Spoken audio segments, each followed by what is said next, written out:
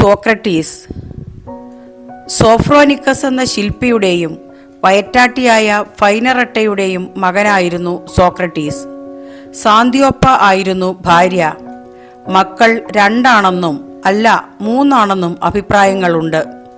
വഴക്കാളിയായിരുന്ന ഭാര്യയോടൊത്ത് ജീവിച്ച സോക്രട്ടീസിന് ആരോടും സൗഹൃദപൂർവ്വം പെരുമാറാനുള്ള അനുഭവം കൈവന്നില്ല.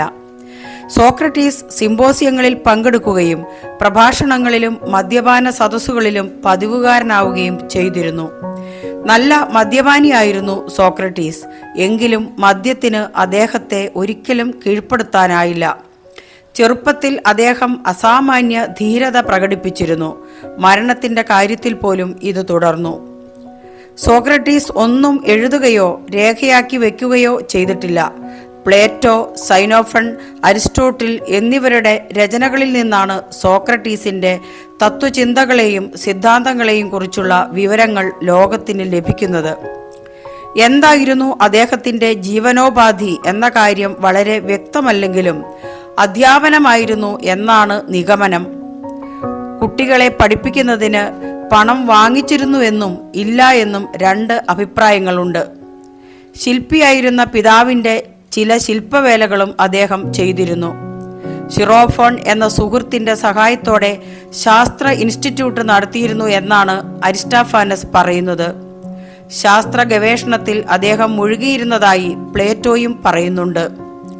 ഗ്രീസിലെ എഥനീയൻ സാമ്രാജ്യം ക്ഷയിക്കുന്ന കാലത്താണ് സോക്രട്ടീസ് ജീവിച്ചിരുന്നത്.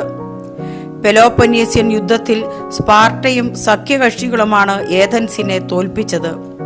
തോൽവിയുടെ നാണക്കേടിൽ കഴിയുന്ന ഏഥൻസിലെ വരേണ്യ നേതാക്കൾക്ക് സോക്രട്ടീസിന്റെ തത്വചിന്തയും അധ്യാപനവും ഒന്നും അത്ര പിടിച്ചില്ല. യുവാക്കളെ വഴിതെറ്റിക്കുന്നു എന്നാരോപിച്ച് അവർ കോടതിയെ സ്വാധീനിക്കുകയും സോക്രട്ടീസിന് മരണശിക്ഷ വാങ്ങിക്കൊടുക്കുകയും ചെയ്തു. വിധിക്കെതിരെ സംസാരിച്ച സോക്രട്ടീസ് ഈ വരേണ്യ നേതാക്കൾക്ക് ഒന്നും അറിയില്ല എന്ന് തുറന്നു പറഞ്ഞു. നന്മയെക്കുറിച്ച്, സൗന്ദര്യത്തെക്കുറിച്ച്, സദാചാരത്തെക്കുറിച്ച് ഒന്നും അവർക്കറിയില്ല.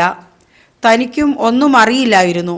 എങ്കിലും അറിയാനുള്ള ആഗ്രഹം കൊണ്ടാണ് തനിക്ക് വിജ്ഞാനം നേടാൻ കഴിഞ്ഞത് എന്നദ്ദേഹം പറഞ്ഞു. എന്തിനേയും ഏതിനേയും ചോദ്യം ചെയ്യുന്ന ആ കാലഘട്ടത്തിലെ ഏറ്റവും വിഖ്യാതനായ തത്വചിന്തകൻ സോക്രട്ടീസ് മാത്രമായിരുന്നു.